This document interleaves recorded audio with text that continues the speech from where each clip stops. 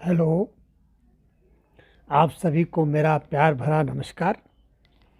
आज मैं प्रेमचंद द्वारा रचित बहुत ही रोचक कहानी मनोवृत्ति लेकर के आपके सम्मुख प्रस्तुत हूँ। यह कहानी प्रेमचंद जी के कहानी संग्रह मानस सरोवर भाग 1 में संकलित है। इस कहानी में संसार की मनोवृत्ति के बारे में प्रेमचंद जी ने बताया है। अलग अलग उम्र के लोगों की क्या क्या मनोवृत्ति होती है। कुछ विषय ऐसे होते हैं कि उस विषय को लेकर सभी की मनोवृत्ति एक जैसी होती है, चाहे कोई युवा हो या वृद्ध हो। तो इस कहानी को मैं शुरू करूं, इससे पहले इसके कुछ मुख्य पॉइंट्स, मुख्य बिंदु आपके सम्मुख रखना चाहूँगा, जिससे क्या है कि इस कहानी की विवेचना मैं ठीक से कर पाऊँगा और आपको भी इस कहानी का मुख्य उद्देश्य ठीक से समझ में आ पाएगा। पहली बात इस कहानी में ये है कि प्रेमचंद जी ने अलग अलग आयु वर्ग की मनोवृत्ति पर इस कहानी के जरिए प्रकाश डाला है। दूसरी बात गौर करने लायक ये है कि आप सभी जानते हैं कि सौंदर्य सभी को अच्छा लगता है, फिर वो चाहे उपवन का हो, चाहे किसी यौवन से पूर्ण सुंदरी का हो। इसमें आयु वर्ग का कोई भेद नहीं है, यानी जवान या बूढ़ा सबको सौंदर्य अपनी ओर आकर्षित करता है। तीसरी बात यह है, यौवन का सौंदर्य या सुंदरी का सानिध्य जवान और बूढ़े दोनों आयु वर्ग के व्यक्तियों को अपनी ओर आकर्षित करता है।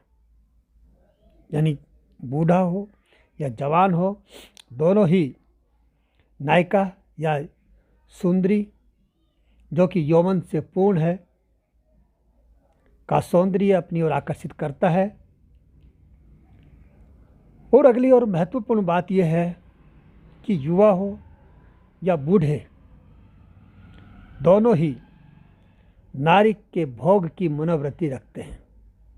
दोनों को ही युवा स्त्री का भोग अच्छा लगता है। ये एक कटु सत्य है संसार का।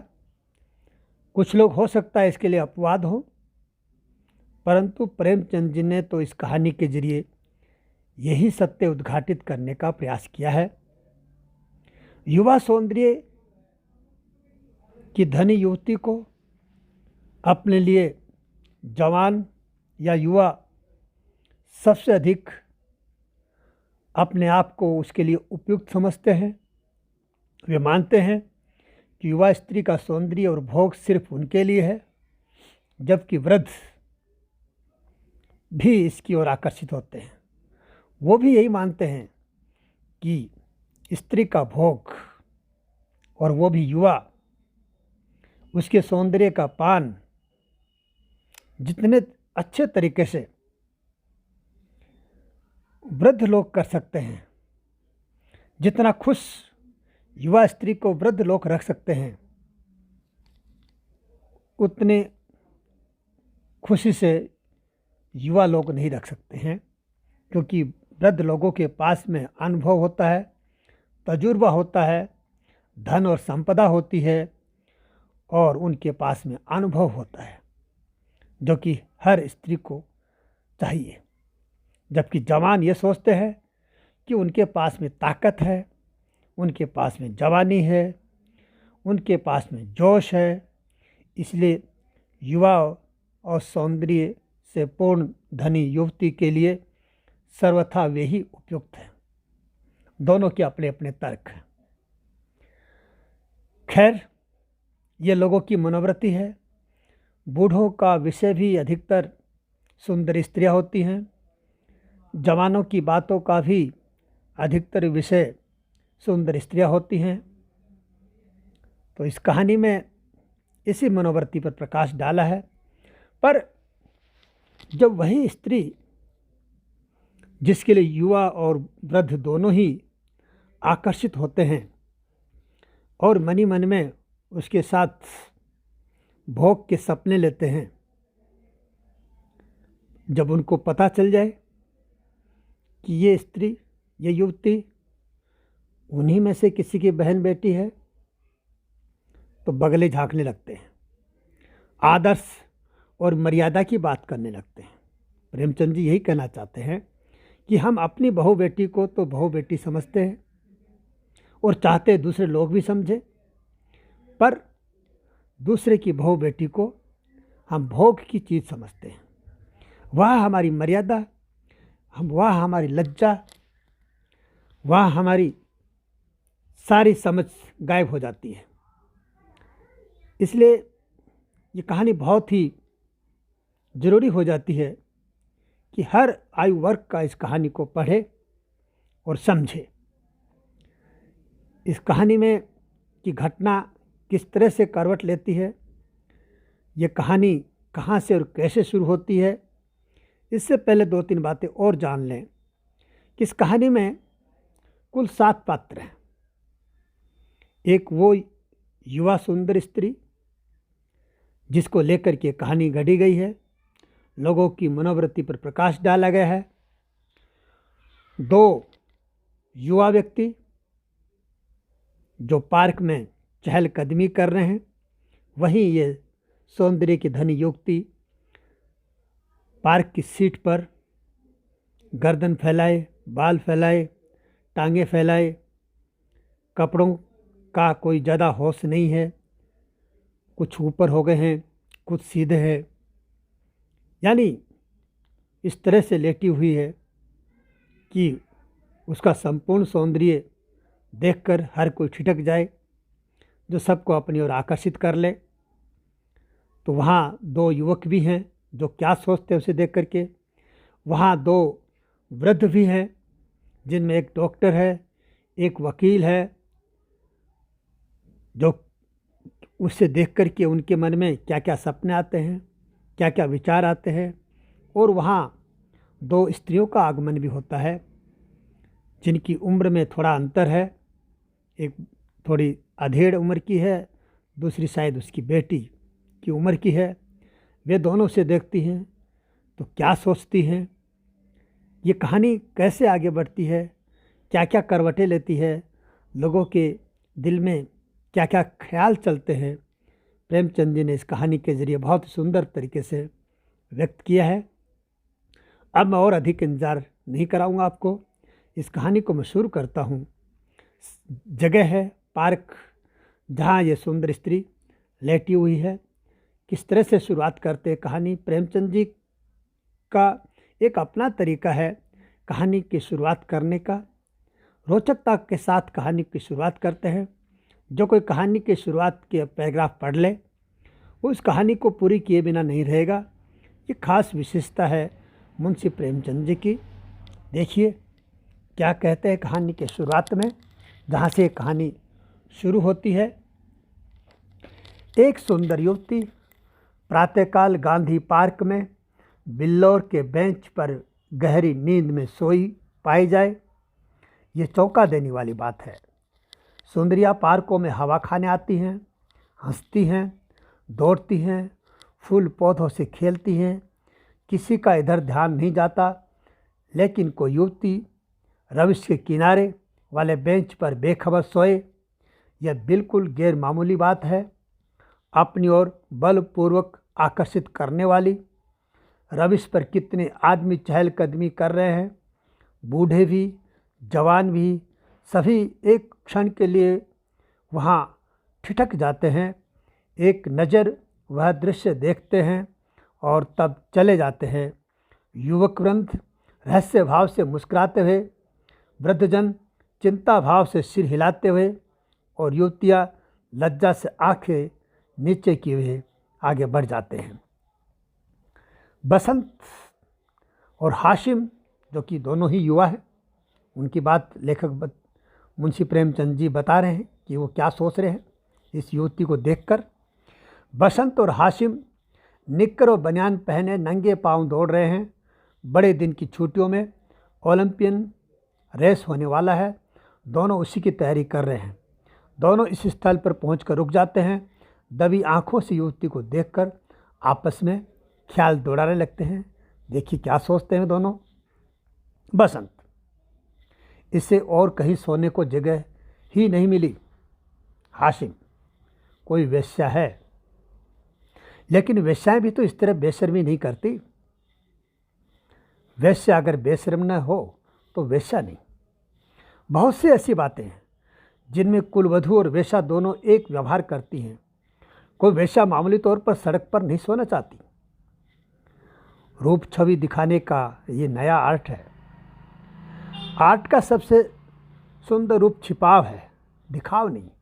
वेश्या इस रहस्य को खूब समझती है। उनका छिपाव केवल आकर्षण बढ़ाने के लिए है, हो सकता है, मगर केवल यह सो जाना यह प्रमाणित नहीं करता कि यह वेश्या है। इसकी मांग में सिंदूर है। वैसा ही अवसर पड़ने पर सौभाग्यशाली बन जाती हैं। रात भर प्याले के दौर चले होंगे, काम की लड़ाई हुई होंगी, अवसाद के कारण ठंड पाकर सो गई होगी। मुझे तो कुलवधू सी लगती है। कुलवधू पार्क में सोने आएगी? हो सकता है घर से रूठ कर आई हो। चलकर पूछी क्यों न ले। निरे अहमक हो, बगैर परिचय के आप किसी को जगा कैसे सकते हैं। आज चलकर परिचय कर लेंगे, उल्टे और एहसान जताएंगे। और जो कहीं झिड़क दे, झिड़कने की कोई बात भी हो, उसे सौजन्य और सहृदयता में डूबी हुई बातें करेंगे। कोई युवती ऐसी बातें सुनकर चिढ़ नहीं सकती। अजिगत यौवनाएं तक तो रस भरी बातें सुनकर फूल ही उठती हैं। यह तो नव यौवना है। मैंने रूप और यौवन का ऐसा सुंदर संयोग नहीं देखा। इनकी बातों का मतलब ये निकल रहा है कि अगर किसी से मीठी मीठी रस भरी बात करेंगे तो स्त्री ऐसी बातें सुनकर पिघल जाती है। ये तो आखिर युवा है। अरे, अधेड़ औरतों से भी अगर सुंदर और रस और मीठी बातें की जाए तो वो भी बातों के रस में डूब जाती हैं। उनको ये बातें अच्छी लगती हैं। आगे कहते हैं, मेरे हृदय पर तो यह रूप अब जीवंत पर्यंत के लिए अंकित हो गया, शायद कभी न भूल सकूं। मैं तो फिर यही कहता हूं कि कोई वेश्या है। रूप की देवी वैसा भी हो, उपास्य है। यानी अगर वैसा भी अगर रूपवती है, सौंदर्य वाली है, तो निस्संदेह ही पूजा के लायक है, भोग के लायक है। कहने का मतलब उनका ये है। यही खड़े खड़े कवियों किसी बातें करोगे, जरा वहाँ चलते क्यों नहीं। तुम केवल खड़े रहना, पाश तो मैं डालूँगा। कोई कुलवधू है, कुलवधू पार्क में आकर सोए तो इसके सिवा कोई अर्थ नहीं कि वह आकर्षित करना चाहती है। और यह वैश्या मनोवृत्ति है। आप देख रहे हैं इस औरत को देखकर ये लोग क्या सोच रहे हैं। इस औरत के चरित्र पर लांछन लगा रहे हैं लोग और उसे वैश्या कह रहे हैं। पर असल में वैश्या कौन है, यह आपको आगे जाकर पता चलेगा। आजकल की युवतियां भी तो फॉरवर्ड होने लगी हैं। फॉरवर्ड युवतियां युवकों से आंखें नहीं चुराती। हाँ, लेकिन है कुलवधू। कुलवधू से किसी तरह की बातचीत करना मैं बेहूदगी समझता हूँ। तो चलो फिर दौड़ लगाएं। लेकिन दिल में तो वह मूर्ति दौड़ रही है, तो आओ बैठें। जब वह उठकर जाने लगे तो उसके पीछे चलें। मैं कहता हूँ वेश्या है और मैं कहता हूँ कुलवधू है, तो 10-10 की बाजी रही। दोनों इस तरह से बात करते हैं। चलिए अब दृश्य बदलता है। इस युवती ने सबको अपनी ओर आकर्षित किया है, तो उसका संपूर्ण सौंदर्य सबको दिखाई दे रहा है। कोई ऐसा नहीं है जो उसके सौंदर्य को देखे बिना रह जाए और आकर्षित न हो। इसी बीच में प्रेमचंद जी देखते हैं कि 2 बूढ़े आदमी उधर आ रहे हैं। देखिए वो क्या सोचते हैं। 2 वृद्ध पुरुष धीरे धीरे जमीन की ओर ताकते आ रहे हैं, मानो खोई जवानी ढूंढ रहे हो। एक की कमर झुकी, बाल काले, शरीर स्थूल, दूसरे के बाल पके हुए पर कमर सीधी, इकहरा शरीर, दोनों के दांत टूटे पर नकली दांत लगाए, दोनों की आंखों पर ऐनक मोटे महाशय वकील, छरहरे महोदय डॉक्टर, यानी पतले वाले डॉक्टर और मोटे वाले वकील। देखिए वकील क्या कहते हैं। देखा है यह 20वीं सदी की करामात। जी हाँ, हिंदुस्तान दुनिया से अलग तो नहीं, लेकिन आप इसे शिष्टता तो नहीं कह सकते। शिष्टता की दुहाई देने का अब समय नहीं है। किसी भले घर की लड़की, वैसे है साहब, आप इतना ही नहीं समझते, वैसे इतनी फूहड़ नहीं होती, और भले घर की लड़कियां फूहड़ होती हैं। नई आज़ादी है, नया नशा है, हम लोगों की तो बुरी भली कट गई। जिनके सिर आएगी वे झेलेंगे। अफसोस, जवानी रुखसत हो गई। यानी इनको अपनी जवानी पर बड़ा अफसोस है कि जवानी इतनी जल्दी कैसे चलेगी। जमाने के मज़े लेने का वक्त तो यही है। अगर इस टाइम जवानी होती तो मज़ा आ जाता। क्या सोचते, देखिए, ज़िंदगी जहन्नुम से बदतर हो जाएगी, मगर आँख नहीं तो रुखसत हो गई, वह दिल नहीं तो रुखसत हो गया। बस आँख से देखा करो और दिल जलाया करो। मेरा तो फिर जवान होने को जी चाहता है। सच पूछो तो आजकल के जीवन में ही ज़िंदगी की बहार है। हमारे वक्त में तो कहीं कोई सूरत ही नज़र ना आती थी। आज तो जिधर जाओ हुस्न ही हुस्न के जलवे। यह डॉक्टर का कथन है। देखिए क्या सोचता है डॉक्टर, जिसके दांत गिर गए हैं, नकली लगा रखे हैं, जिसको ठीक से दिखाई भी नहीं देता, ठीक से चला भी नहीं जाता, कब्र में पांव अटके हुए हैं, और क्या सोचता है जवानी के बारे में। उस जलवे ही जलवे। सुना है युवतियों को दुनिया में जिस चीज़ से सबसे ज़्यादा नफरत है वह है बूढ़े मर्द। मैं इसका कायल नहीं। पुरुष का जौहर उसकी जवानी नहीं, उसका शक्ति संपन्न होना है। कितनी बूढ़े जवानों से ज़्यादा कड़ियल होते हैं। मुझे तो आए दिन इसके तजर्बे होते हैं। मैं ही अपने को किसी जवान से कम नहीं समझता। यही सब सही, पर बूढ़ों का दिल कमज़ोर हो जाता है। अगर यह बात न होती तो इस रमणी को इस तरह देखकर हम लोग यों चले जाते। मैं तो आंखें भर देख भी नहीं सका। डर लग रहा था कि कहीं उसकी आंखें खुल जाएं और वह मुझे ताकते देख ले तो दिल में क्या समझे। खुश होती कि बूढ़े भी पर भी उसका जादू चल गया। अजी रहने भी दो। आप कुछ दिनों ओकासा का सेवन कीजिए। चंद्रोदय खाकर देख चुका हूँ, सब लूटने की बातें हैं। मंकी ग्लैंड लगवा लीजिए ना। आप इस युवती से मेरी बातें पक्की करा दो, मैं तैयार हूँ। हाँ, यह मेरा जिम्मा, मगर भाई हमारा हिस्सा भी रहेगा। अर्थात यह कि कभी कभी मैं आपके घर आकर अपनी आंखें ठंडी कर लिया करूँगा। अगर आप इस इरादे से आए तो मैं आपका दुश्मन हो जाऊँगा। ओह, आप तो मंकी ग्लैंड का नाम सुनते ही जवान हो गए। मैं तो समझता हूँ यह भी डॉक्टरों ने लूटने का एक लटका निकाला है। सच? अरे साहब, इस रमणी के स्पर्श में जवानी है। आप हैं किस फेर में? उसके एक एक अंग में, एक एक चितवन में, एक एक मुस्कान में, एक एक विलास में जवानी भरी हुई है। न 100 मंकी ग्लैंड, न एक रमणी का बाहुपाश। अच्छा, कदम बढ़ाइए। मौकिल आकर बैठे होंगे। यह सूरत याद रहेगी। फिर आपने याद दिला दी। इस तरह सोई है इसलिए कि लोग उसके रूप को, उसके अंग विनाश को, उसके बिखरे हुए केशों को, उसकी खुली गर्दन को देखें और अपनी छाती पीटे। इस तरह चले जाना उसके साथ अन्याय है। वह बुला रही है और आप भागे जा रहे हैं। हम जिस तरह से दिल से प्रेम कर सकते हैं जवान कभी नहीं कर सकता। बिल्कुल ठीक। मुझे तो ऐसी औरतों से साबिका पड़ चुका है जो रसिक बूढ़ों को खोजा करती हैं।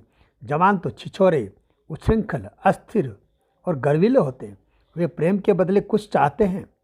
यहाँ निस्वार्थ भाव से आत्मसमर्पण करते हैं। आपकी बातों से दिल में गुदगुदी हो गई।